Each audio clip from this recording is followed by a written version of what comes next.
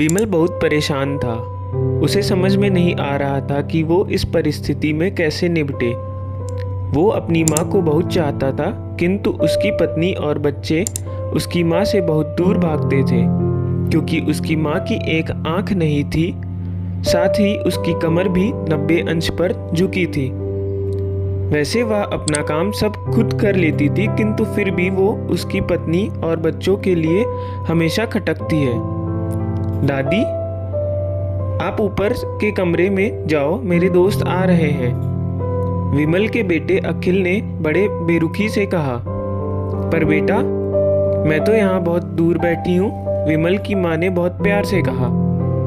नहीं, आप उनके सामने मत रहो, वो मुझसे चिढ़ते हैं, अखिल ने जोर से डांटते हुए कहा। क्या हुआ अखिल, क्यों चिल्ला रहे हो?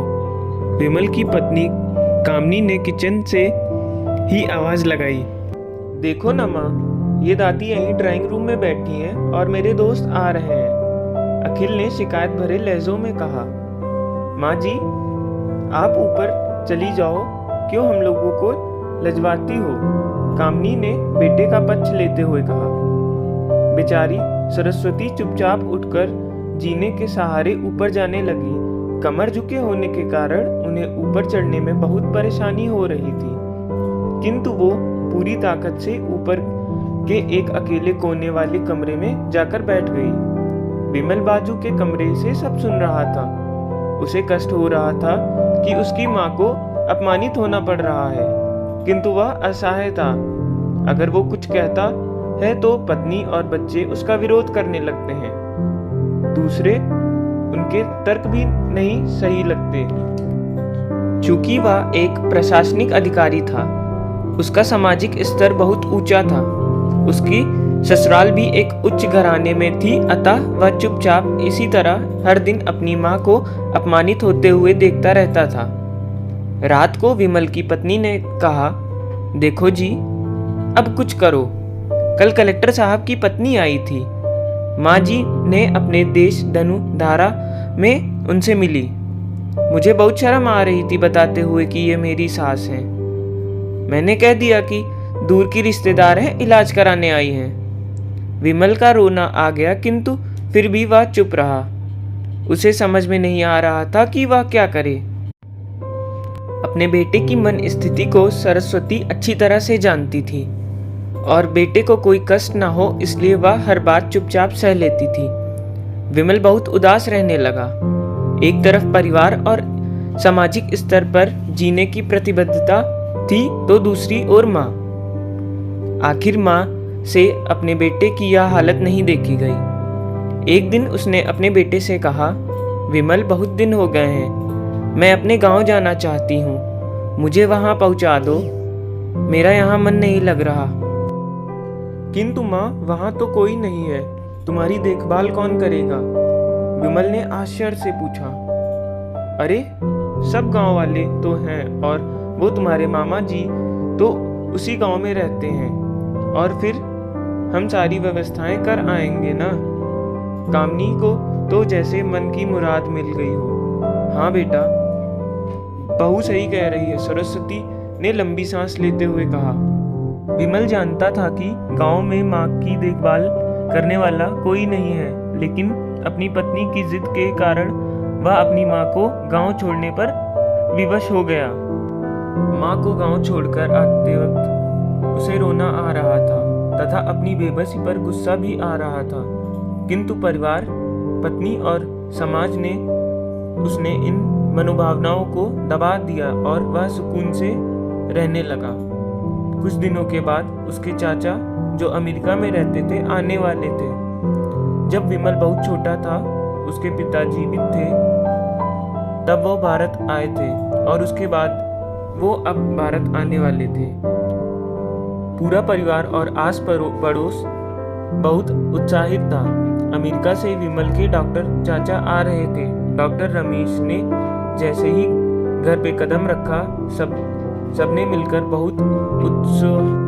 पलंग पर असहाय पड़ी थी। डॉक्टर रमेश दौड़कर सरस्वती के पास गए, उनके पैर छूकर रोने लगे। सरस्वती जी, ये हालत आपकी कल्पना से परे थी। वाह बेटा विमल, तूने तो नाम उजागर कर दिया। अपनी माँ को ये हालत देखकर तुझे तो शर्म भी नहीं आई। डॉक्टर रमेश ने विमल को लगभग डांटते हुए कहा। नहीं देवर जी, विमल का कोई दोष नहीं है। मैं खुद गांव आई थी। सरस्वती ने अपने बेटे का बचाव किया। मुझे सब पता चल गया। भाभी, आप चुप रहो। क्यों बहू, तुम्हें अपनी सास की कुरूपता पसंद नहीं आई? समाज में तुम्हें नीचा देखना पड़ता है ना? डॉक्टर रमेश ने कामनी की ओर व्यंग से देखा। कामनी निरुत्तर होकर विमल को देखने लगी। आज तुम जिस सामाजिक स्तर पर हो वो इन्हीं के संघर्षों की देन है। और बेटा विमल, तुम्हें शायद मालूम हो कि बचपन में जब तुम 1 साल के थे तब छत से नीचे गिरने के कारण तुम्हारी एक आंख फूट गई थी और तुम्हारी रीढ़ की हड्डी में भी समस्या थी। तब तुम्हारी इस कुरूप माँ ने अपनी एक आंख और अपना बोन मैरो तुम्हें देकर इतना सुंदर स्वरूप दिया था। कामनी बेटा, इतने सालों तक संघर्ष करके बेटे को प्रशासनिक अधिकारी बनाने वाली इस संघर्षशील औरत की तुम लोगों ने यह दशा कर दी। तुम्हें ईश्वर कभी माफ नहीं करेगा। डॉक्टर रमेश की आंखों से अश्रु जलधारा बह रही थी। अब भाभी, आप मेरे साथ अमेरिका जाएंगी। यहाँ इन स्वार्थी लोगों के बीच नहीं रहेंगी। डॉक्टर रमेश ने सरस्वती से कहा। विमल को तो काटो तो खून नहीं था। डॉक्टर रमेश जो उसके चाचा थे, उन्होंने जो राज बताया उसके बाद तो विमल को यही लग रहा था कि उससे ज्यादा पापी इंसान इस दुनिया में कोई और नहीं है। वह दौड़ता गया और माँ सरस्वती के कदमों पर लिपट गया। माँ, मेरा अपराध अक्षम्य है। मैं जानबूझकर चुप्पी साधे रहा, आपका अपमान करवाता रहा। अब सिर्फ आप ही उस घर में मेरे साथ रहेंगी और कोई नहीं। विमल ने अग्नेय दृष्टि से अपनी पत्नी और बच्चों को देखा। कामनी को भी बहुत पश्चात होता रहा, किंतु उसकी हिम्मत नहीं हो रही थी कि वो सरस्वती से आंख मिलाए।